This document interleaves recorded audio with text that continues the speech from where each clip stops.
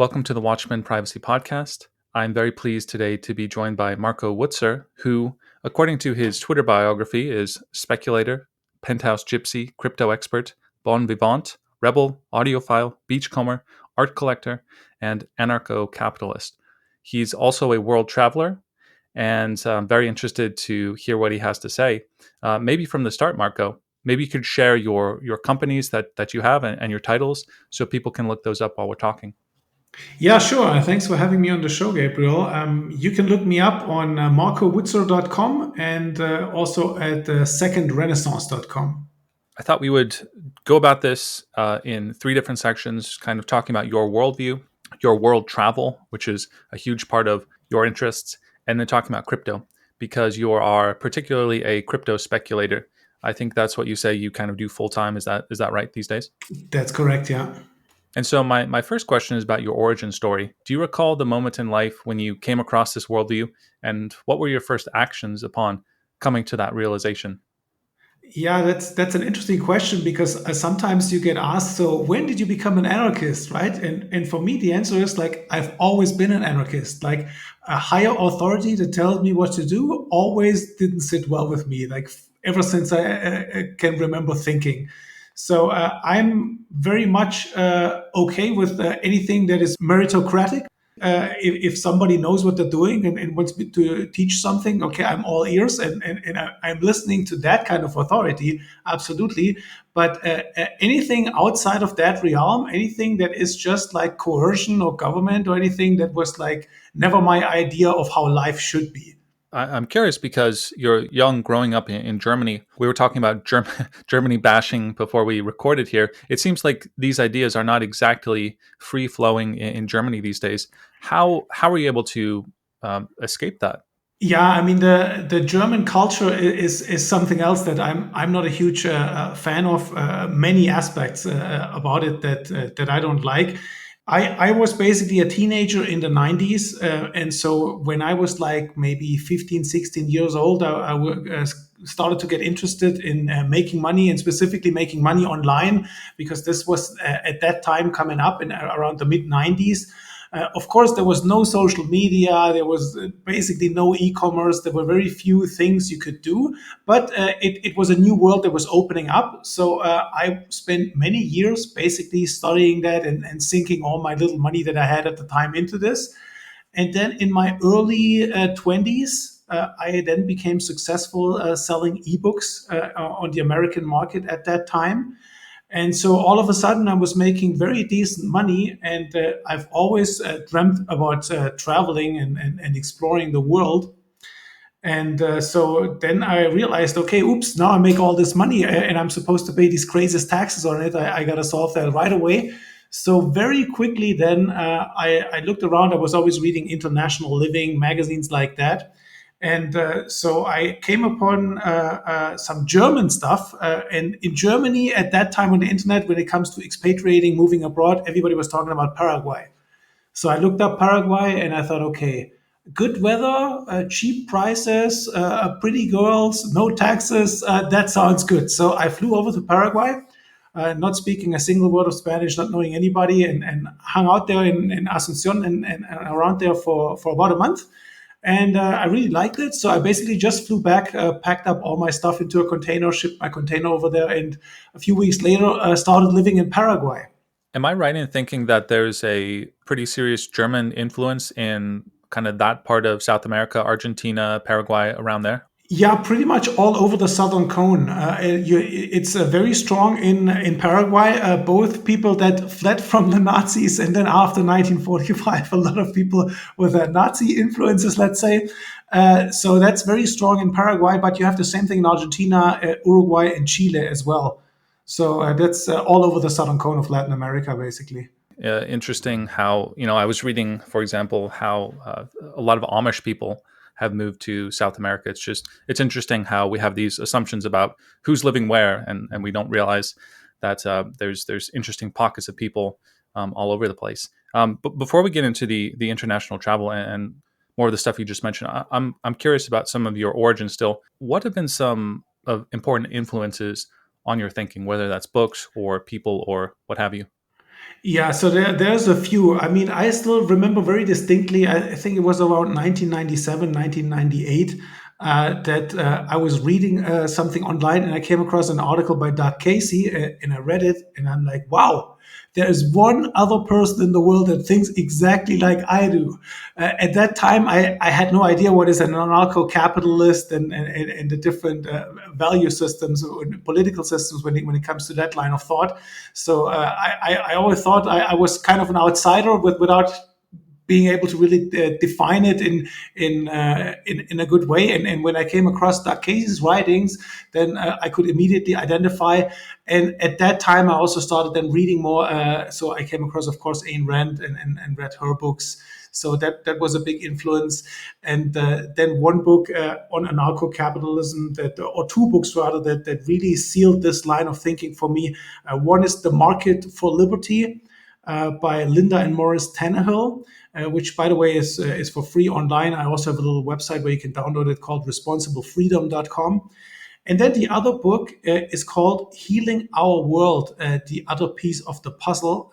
That's also a really great book because the first book I mentioned goes a lot into like the theory about it, how things would work in a completely free society that's not based on coercion.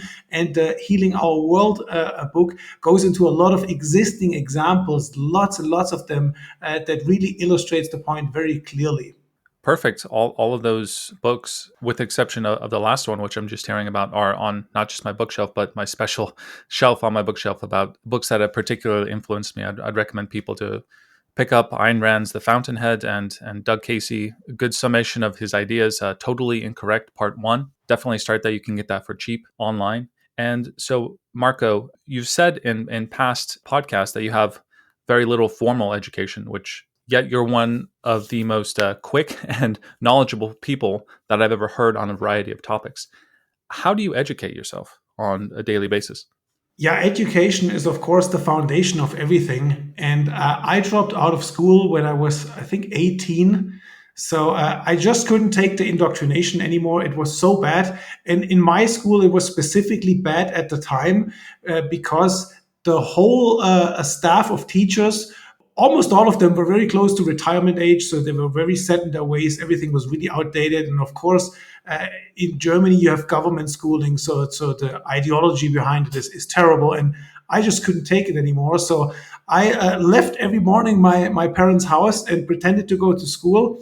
And went to a little garden that a friend of mine had with a hammock there, and I was just lying there all day reading books until a few months in the school director called my mom and asked if I'm in the hospital or what's going on.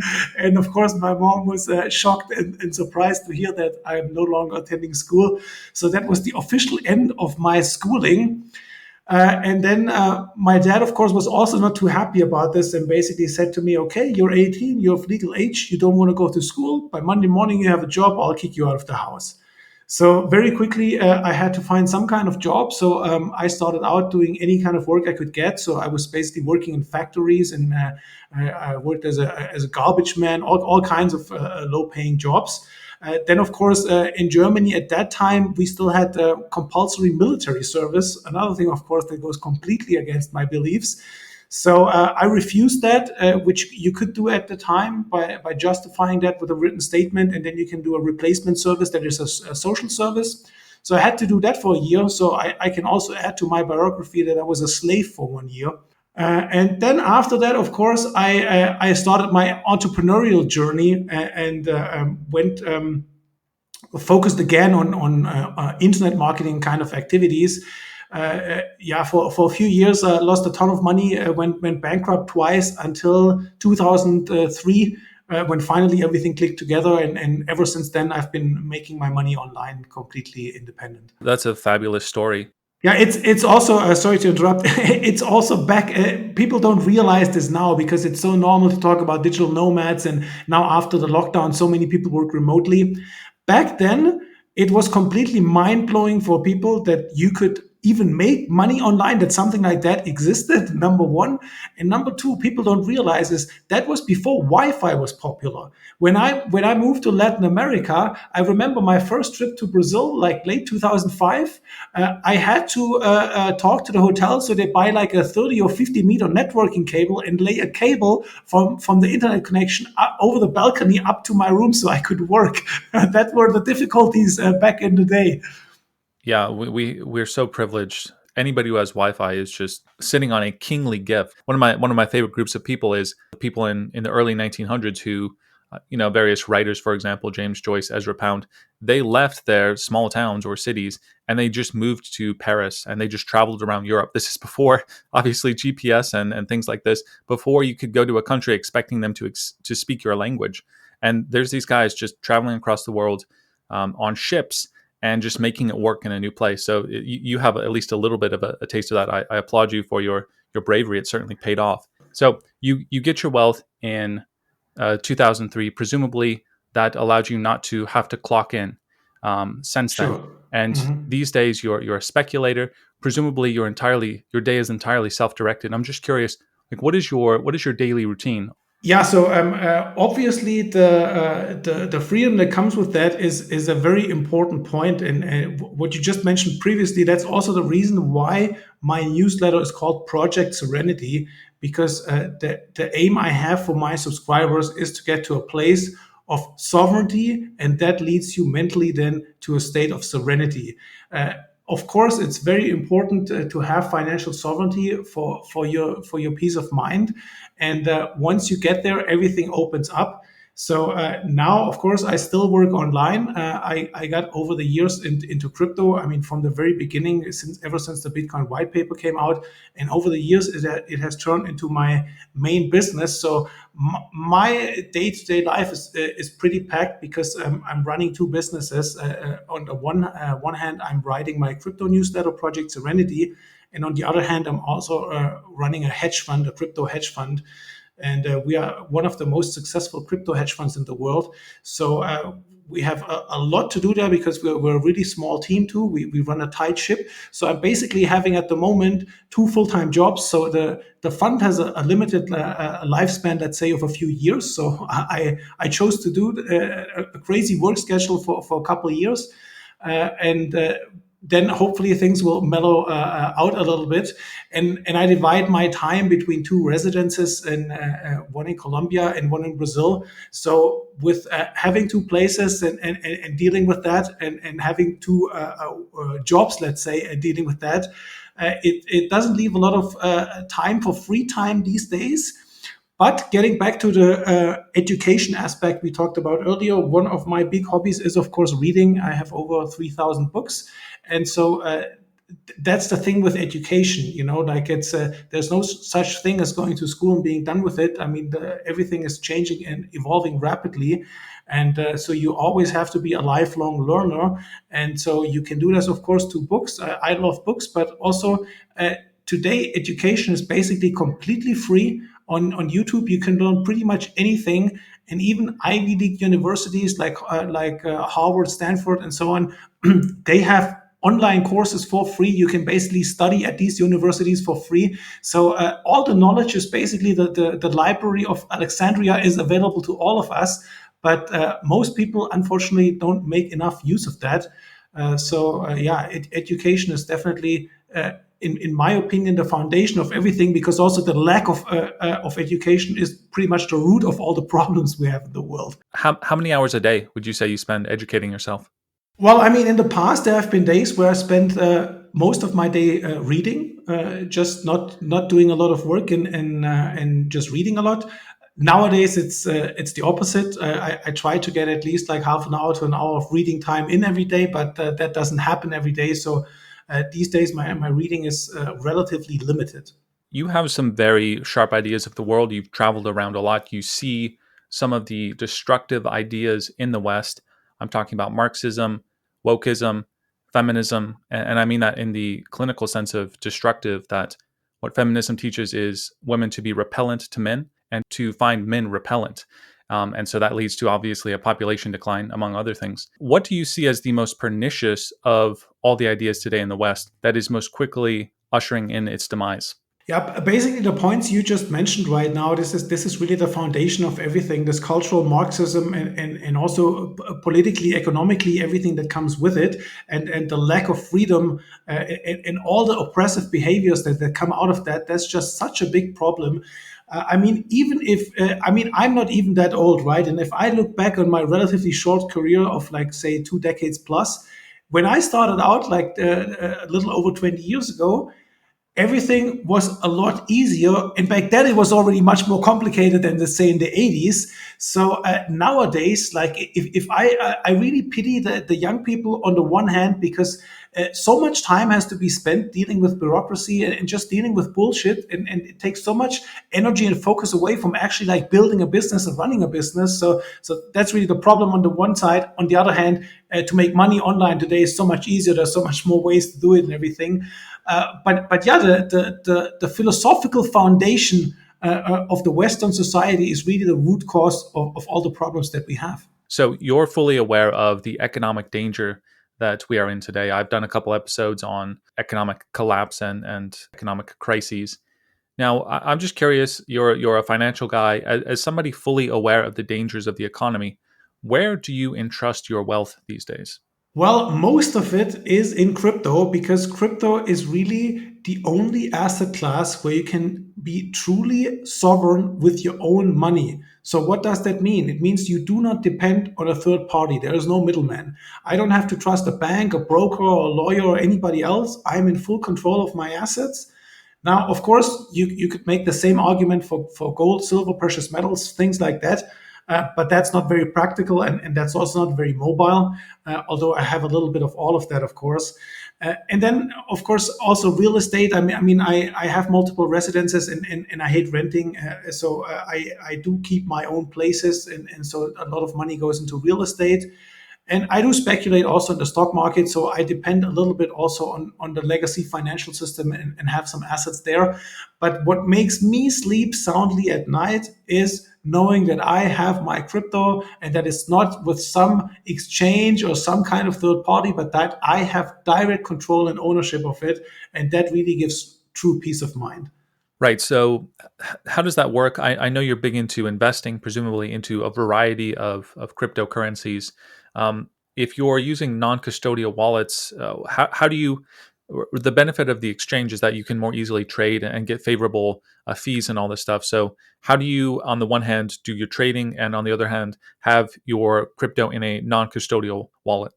Yeah, so as a speculator, I look at things from a medium to long term perspective.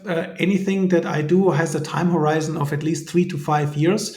So I'm the opposite basically of a day trader. I don't trade in and out of positions for the most part. I buy something when it's cheap at a cyclical low, and then I sit on it for years and watch it grow. And then when we get to a speculative mania phase, when everybody goes crazy for it, then I sell and take profits. So it's low overhead on that side. On the other side, though, dealing with all these wallets is really a pain in the ass because you need to maintain multiple wallets and you have to make backups and all that stuff. So it's very involved, and especially if you deal with large amounts, then you also have to break up individual positions in multiple wallets to decrease your risk. So in the end, basically, I have to deal with like 20, 30 different wallets, all stored in separate encrypted containers.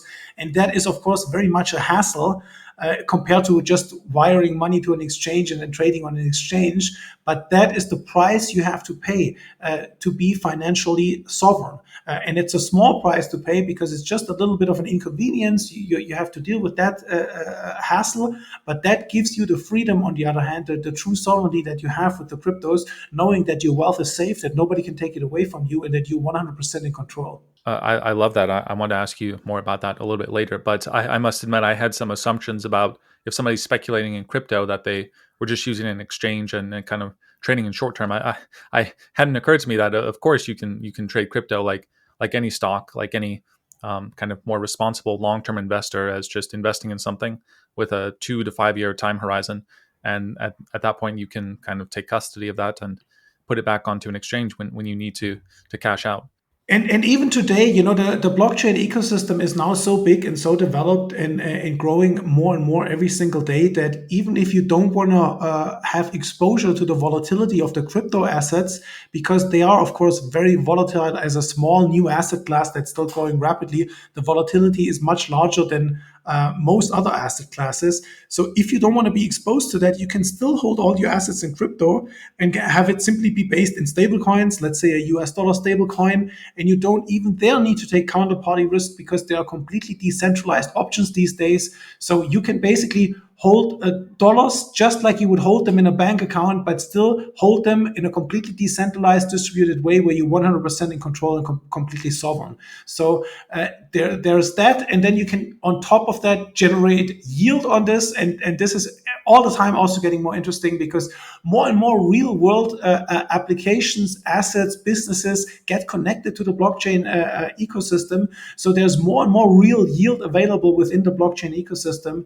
So when you compare, for example, with bond yields of say like 5%, you could easily do that online as well in the blockchain ecosystem, and you don't need to take any counterparty risk. That's a great point as well. And let's move into crypto here, and then we can cover international travel afterward. First question I want to ask, timely question. We have the FTX exchange that is having some troubles, to say the least. And a lot of people, they look at something like FTX, like a Peter Schiff or a George Gammon, and they'll say, well, here's evidence of crypto's failure, right? And I know you agree that that's not a correct way to look at it. What was the basic problem with FTX? And more importantly, has this at all changed your view or approach to crypto? Not at all, because I never trusted exchanges in the first place. I use mostly decentralized exchanges, but whenever I do have to use an exchange, I wire my funds there, I do the trade, and I withdraw my funds right away.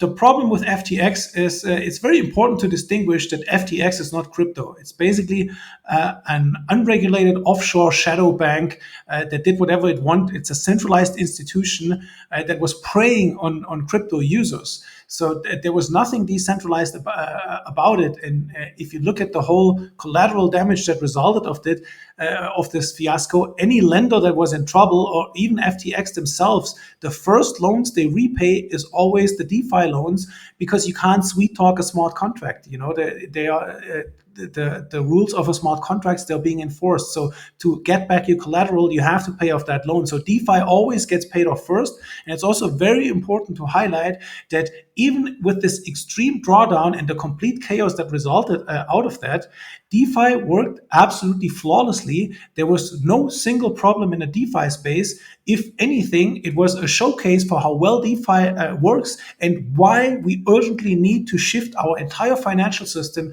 to a decentralized model based on cryptos and blockchains, and get away from this centralized system that is riddled with corruption and simply doesn't work for so many reasons. I mean, that's a whole deep rabbit hole we can also get into what this is truly based on with fiat currencies and central banking, and how corrupt and unethical this whole system is.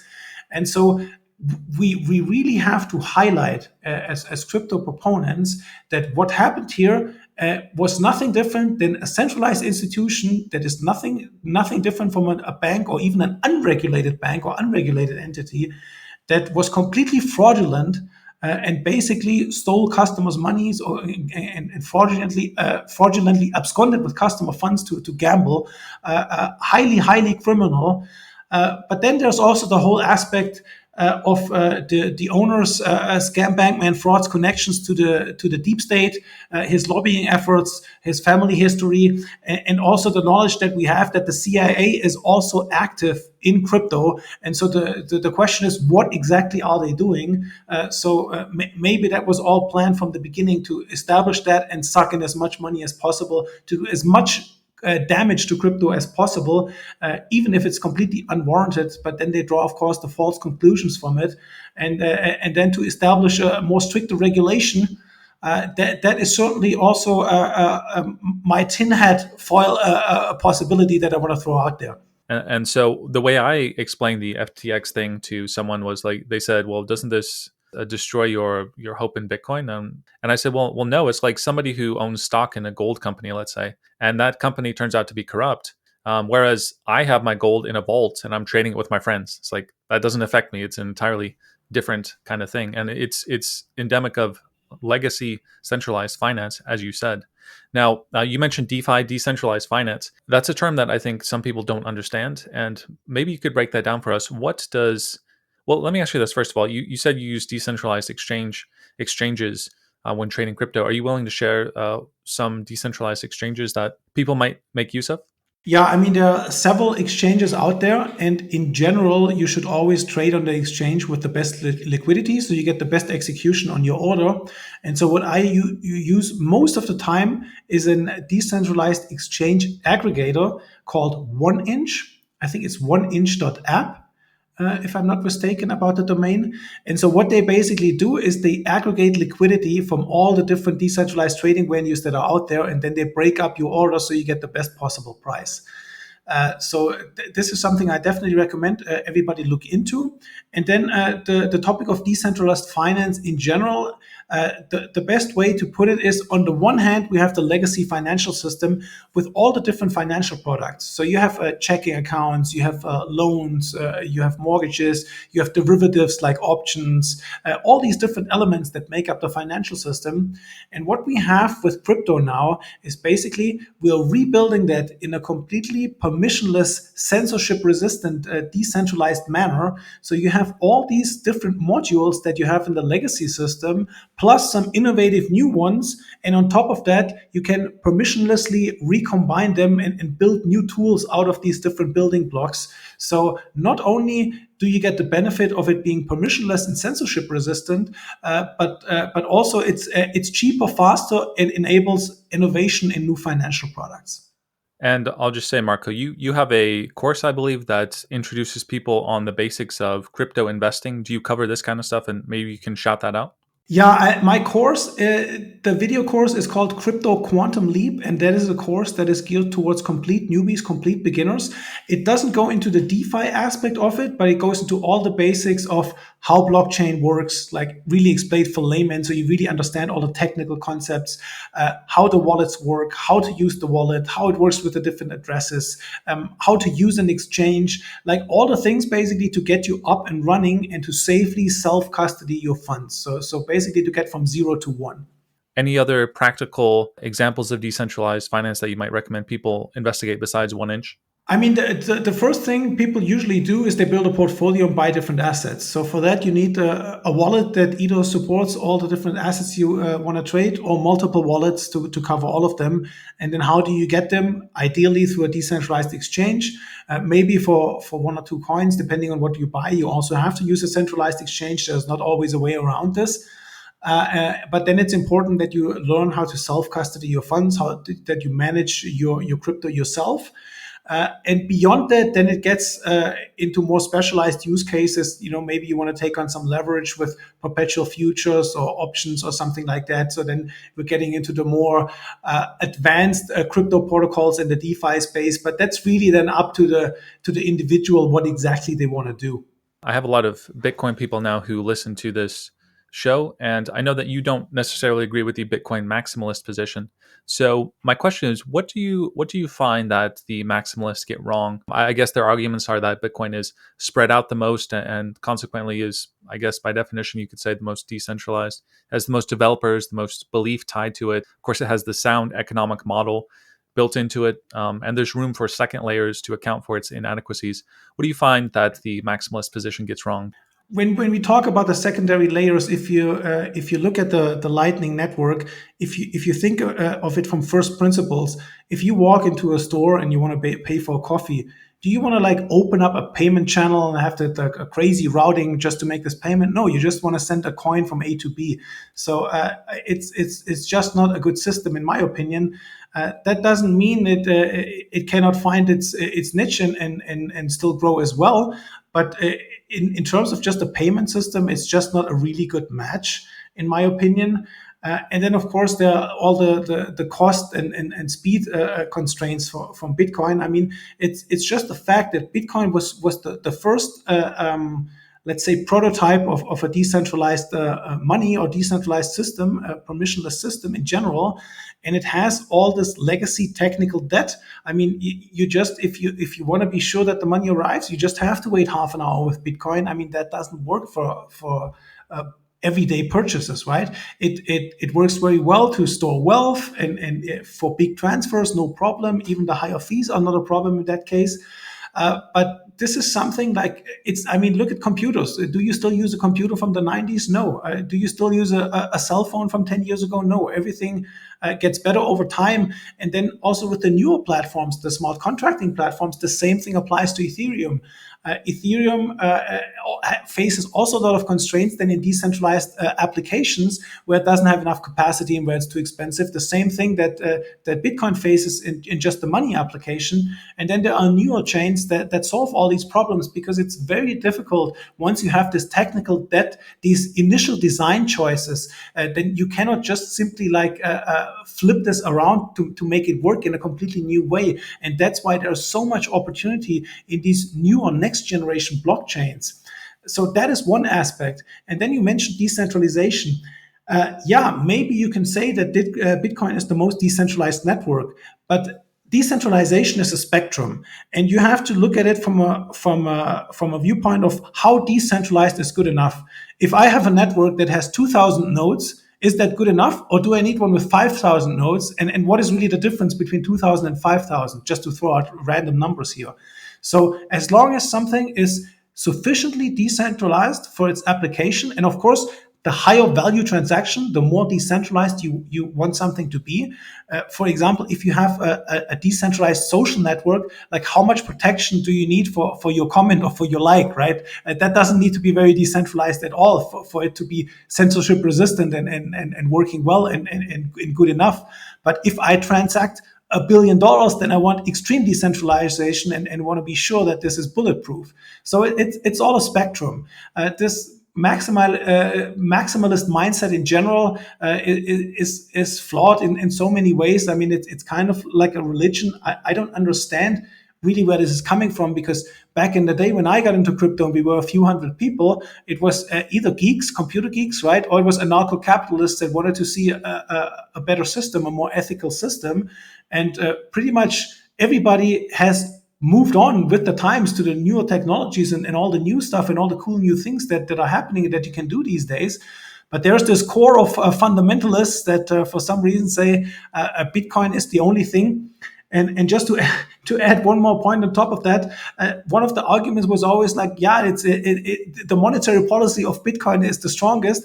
And even that is no longer true today, because if you look at Ethereum, with high activity levels, the fee burning cancels out completely the new emission. And with high activity, it can even go deflationary. So even with medium level of activities that we have now, it has less inflation than Bitcoin has right now. So you can make the argument that Ethereum is more sound money than Bitcoin right now. And that's another argument that falls flat on its face nowadays. Well, fair enough. And we don't need to go down that rabbit hole any further. But I do want to ask you then. So you're suggesting that the best cryptocurrency is, I guess, the next one, the next good one. At what point, though, do we have one that is stable enough that we can hold it and expect it to be around for 30 years? That's surely one of the qualities of great money. Yeah, that is a very good question, and that is an area that I focus on in my research, because what we need, I mean, we have now for the first time in history basically a substrate, a foundational layer for decentralized anything, and we need to get away from volatile money, and that includes things like Bitcoin. I mean, from a long-term perspective, it's deflationary, and if you hold it, you do really well. Everything will get cheaper for you, but that doesn't work for day-to-day money. So we need a stable medium of exchange for day-to-day stuff, for what we use money for in day-to-day life. And we don't need, or we don't want to have this umbilical cord to the legacy financial system by using dollar-based stable coins or euro-based stable coins or anything that basically then represents just a deposit in a bank account somewhere. So what we need for the say, let's say medium term future. What we need is a completely crypto native, stable medium of exchange. And so there's a couple good candidates. This is still a space that is very early and still under rapid development. But I think in the next few years, we have something that works really, really well. And then it's just a matter of time until more and more people adopt it. But once we have that, then we can completely break the link to the legacy financial system, and then it's easy to live completely only crypto based, at least in financial terms. And Marco is fantastic at describing the future, the next years, decades, where we have decentralized finance. I would definitely encourage people to track down his information and listen to him on other channels about that topic. For our privacy audience, Marco, one of the problems that I've encountered when giving people advice in my Bitcoin privacy course is how to acquire large amounts of crypto privately. If you're willing, I wonder if you have any thoughts on that conundrum. Yeah, I mean that's a good topic, because of course privacy is the foundation of a civilized society, and the more privacy we have, the better. It's sad that so few people realize that, but it's absolutely fundamental. And so when it comes to crypto, of course, with Bitcoin you always have mining, but that of course then becomes a whole nother hassle. You have to set up the mining equipment, and how much can you really mine if you want to move a large amount of money into crypto? You can't easily do that with mining. So that leaves you one option that I always recommended in the past that I really like is BISC network, BISQ. That is a decentralized peer-to-peer network. So basically you can publish on their network a trading request and say, I want to buy Bitcoin or Ethereum or whatever you want to buy, that amount. And then other people can take that order and say, okay, I take a wire transfer, I take PayPal, I take cash, whatever they offer. And then you can make a peer-to-peer transfer. So you basically just wire a random person the money, and they send you the crypto. So this is peer-to-peer, and it's much more private. But of course, it comes with its own sets of problems. Like you don't want to do that for large amounts either. So if you want to do a large amount, then you have to spread it out over many, many, many transactions. So it's not very practical. But at least it's one way to more privately get into crypto, where you just have an innocent-looking payment that then gives you crypto. So to get into crypto really privately is complicated. But then on the other hand, for most people, I wouldn't even recommend it because for two reasons. One is it's very, very difficult to maintain this privacy, because you also have an IP address that identifies you online. And this is also tied to your crypto transactions. So unless you really know what you're doing and you hide that as well, and you hide it every single time, and you're very diligent in all the steps that you do, then it also, this whole thing becomes a huge hassle then. But then you can have the privacy, but you make one mistake at one point somewhere, and because it's a blockchain and everything is linked together, then all your history is transparent just for one mistake.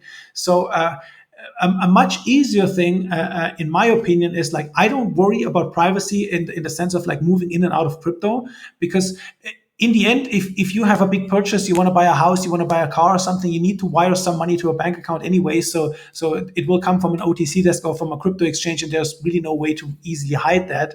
So in that case, you have to interface there anyways, or be more transparent anyways. But what I would suggest for people is privacy. Most of the time, it's selective privacy that you're after. Like, you want to buy something, you don't know anybody you don't want anybody to know that it's you that buys it. So you really just need privacy for this one transaction. And then there's multiple techniques that you can use to do that.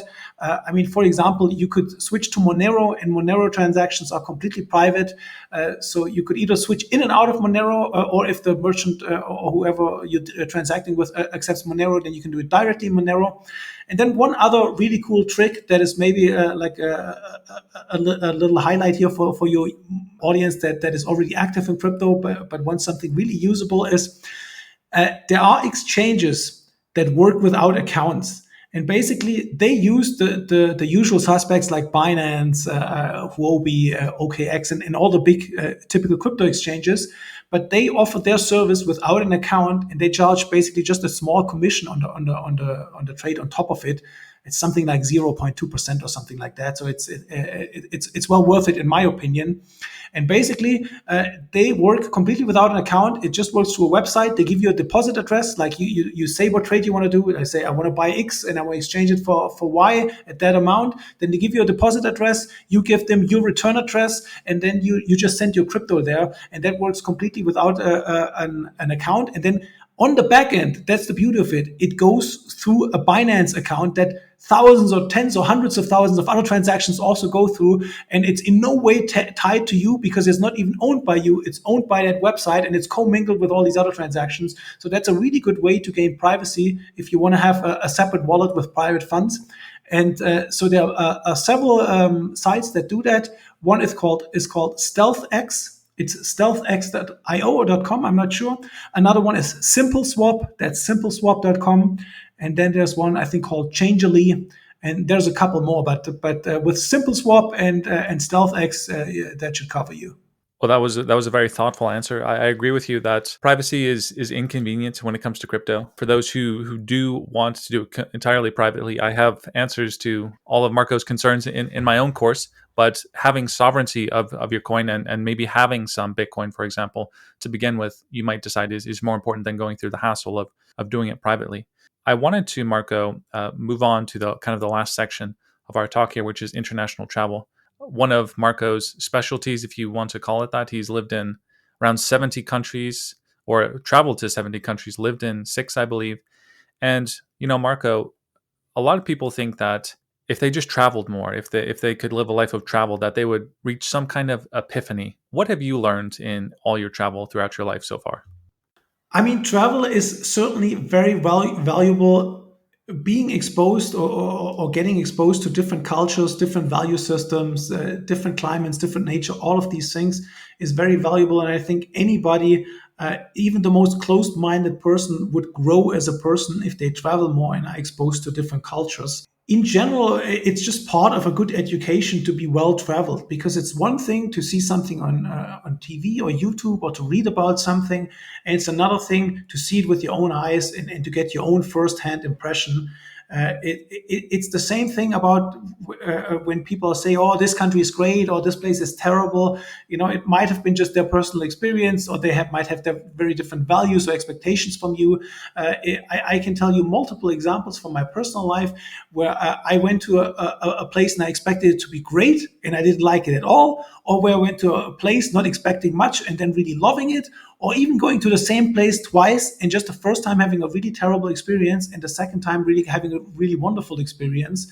So often it's just also very much a reflection of your own mental state and not so much of the place itself. But in general, I just think it's so important to be exposed to all these different cultures and to just become a more well-rounded human being, a more tolerant human being, and just more open-minded in general. A lot of people will speculate about, let's say, what is Mexico like? And they'll kind of almost romanticize it. And then one trip there to a couple of cities, and you'll get a very quick idea that, that firsthand experience, there's absolutely nothing like it.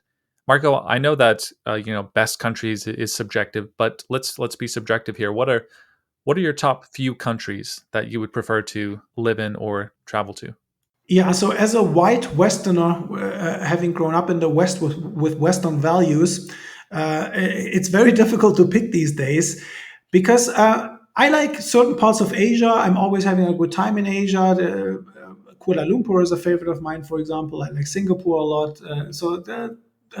Indonesia has some nice areas. So there are a lot of places I like in Asia, but I wouldn't want to live there because, as a white foreigner, you will never fit in. You will never truly become part of the culture.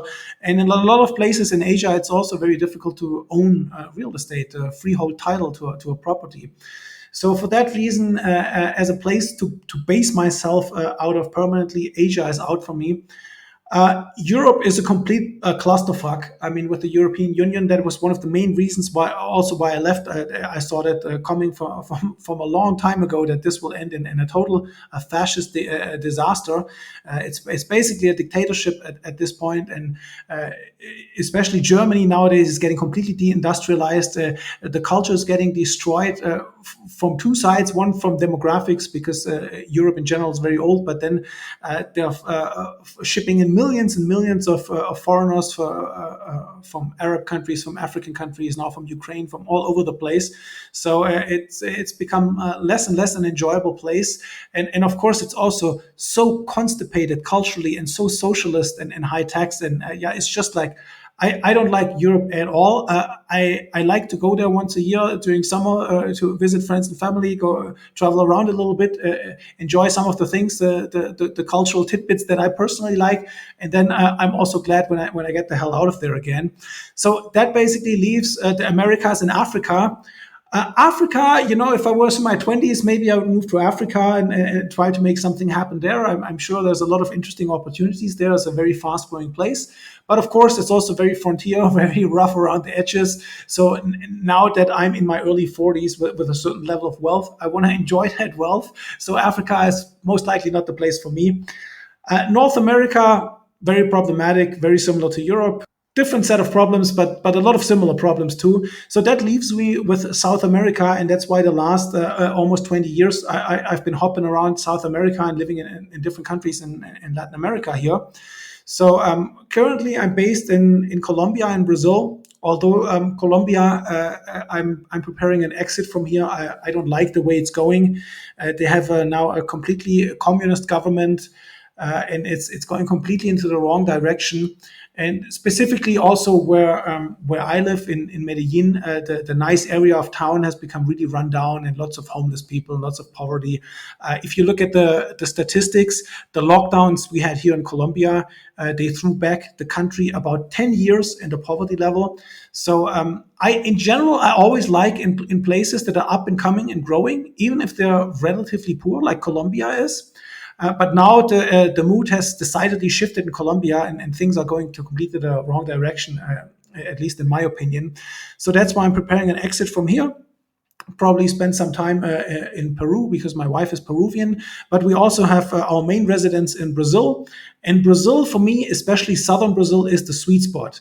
Because in southern Brazil, that is by far the richest area of Brazil, where you also, if you have a certain level of wealth, don't need to look over your shoulder all the time. There's fancy cars driving around, women wearing jewelry, all that kind of stuff. So you don't need to worry for your safety.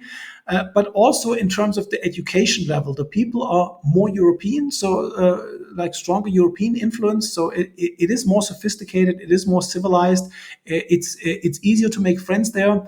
But it's still very much with the Latino vibe, the Latino flair, still easygoing, and of course, very good weather.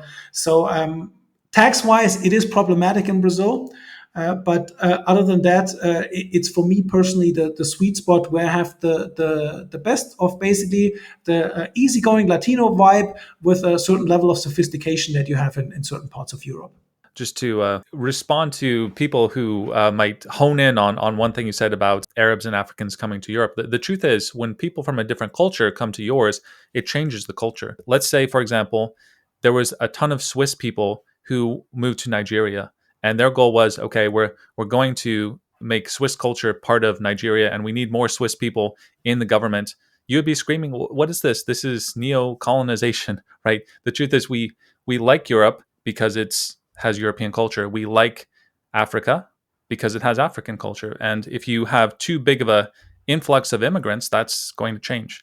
And as Milton Friedman said, you cannot have open borders and a welfare state. That's a recipe for disaster. Yeah, and the welfare state is really the problem, because I don't really have anything against open borders if the incentives are structured right. If there's no welfare state and people come to seek opportunity, to seek a better future for themselves, to work and to not depend on anybody else. These kind of refugees, I count myself among them. They are welcome anywhere, right? They are the hardworking people that want to make things happen for themselves. But it's completely different from somebody that just comes there and wants basically a free life. And yeah, in Europe, I mean, Europe has already been completely destroyed. I mean, just today in a rural town in my area where I used to come from, a 14-year-old girl was just like randomly murdered by a refugee. And this is stuff that happens on a daily basis. Crime is so out of control in Germany. It's incredible. And I'm talking about the crime that's coming from all these refugees that have culturally nothing to do with German or even European culture. So this is a huge problem. The crime is so out of control. I don't even dare to use public transport in Germany anymore because I had such bad experiences already a few years ago. And this year, over 1 million more refugees were shipped in, more than even when this refugee policy started in 2015. So there's many, many millions of them now, together with all the other political problems that Europe has. It's just, it's going to zero, basically. Well, and we can combine some of the themes that we've talked about so far, right? The mainstream media is not going to tell you the stories that Marco just told you, and it's almost criminally the case that they purposefully do not talk about immigrant on native violence and crimes. And so, if you want to understand what's really going on in a place like Germany, travel there, right? As we said, travel there, see things firsthand, be careful, and you'll get a boots on the ground impression as Marco has. It is funny because when I talk to a lot of Latinos and they say, "Oh, you're from Germany. Oh, how nice Germany! I would love to go there sometime." I always tell them, "Well, go there, but you probably won't like what you see because it's not the idealized Germany that you have in your head, like the hardworking German, the high quality products, or all of these things. This is all part of history already. So yeah, go look for yourself."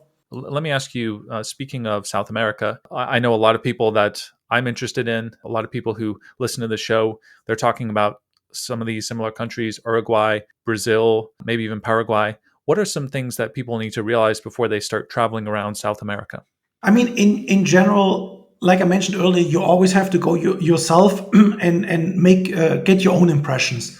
And I would just give one piece of advice, and that is, if you want to move to a different place, don't just randomly move there, but go there for a few months. Rent a place, look around, because yeah, the first couple of weeks when you have your colored glasses on still and everything looks rosy, you don't notice a lot of things. And even if you want to be objective and critical, it's just some things you just notice with time, and it takes some time in the place.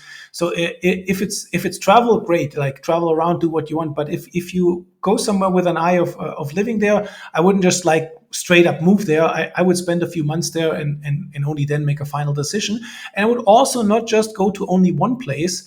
I would check out maybe 2 or 3 different places, because then you have something to compare against. So especially if you're North American, European, you move to Latin America, then you have 2 or 3 Latino options to compare.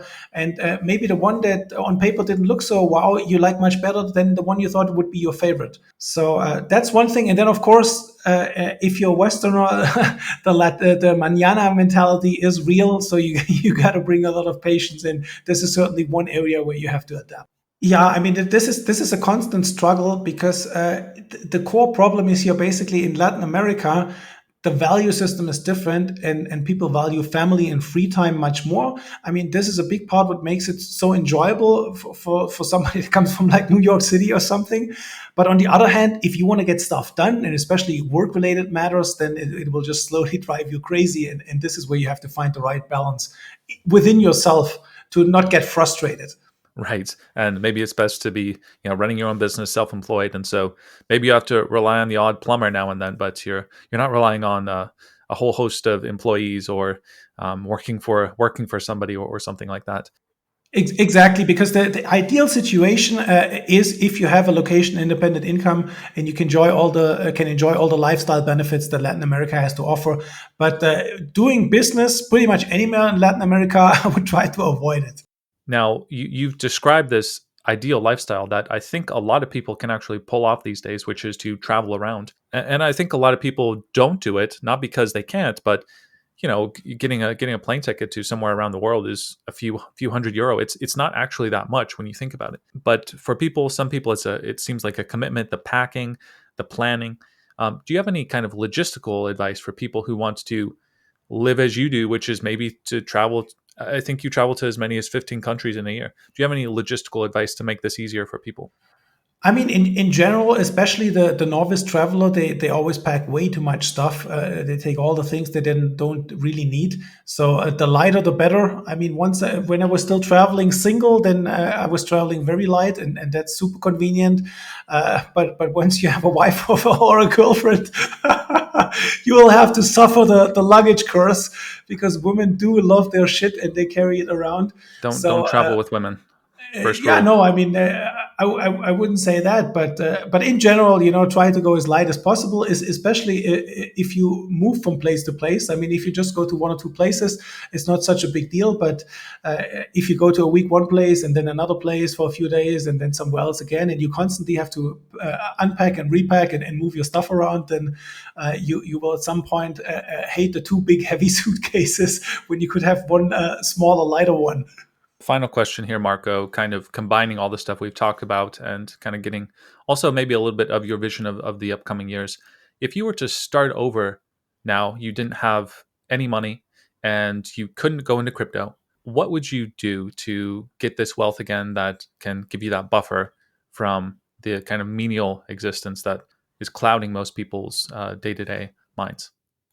Yeah, I mean, the internet is a world full of opportunities, and how I initially made my money was from online businesses, and there's just so many things you can do. I mean, anything from productized services businesses, to e-commerce to, I mean, there's like you can publish content, ebooks, courses. There's just a million things you can do online these days, and you just got to explore different avenues. And there again, you have to be careful of not falling into the trap of always studying things and buying a course of this and buying a course of that, and reading this and that book. I mean, you need a certain foundation, but then at some point it comes to down to just doing it. And just by trying to build a business and doing things, you will spot opportunities, and you find pockets of profits.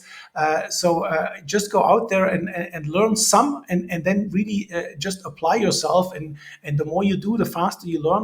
And it's really not that difficult to make money online. I mean, these days, there are all the products and services you need to run your business. And there are really an infinite number of businesses you can run online these days.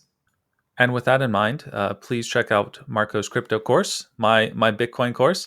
And Marco, tell us a little bit about some of the other resources, links to your work. We'll obviously have these links in the description. Yeah, so apart from my beginner course, I also write a newsletter, a crypto investment newsletter that is for speculators that want to make life-changing gains in crypto that you can make every cycle. So every few years, there is this opportunity. And right now, of course, we're at the absolute bottom. So this couldn't come as a better time.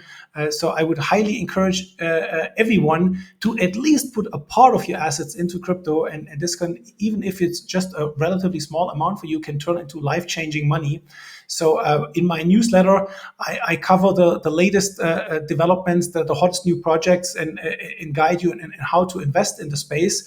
And then, of course, for the high net worth individuals, we have the hedge fund. If you're an accredited investor and want somebody to professionally manage this for you and have it all done for you so you don't have to deal with it, then I invite you to send us an email at info@secondrenaissance.com, and we'll send you more info on that as well.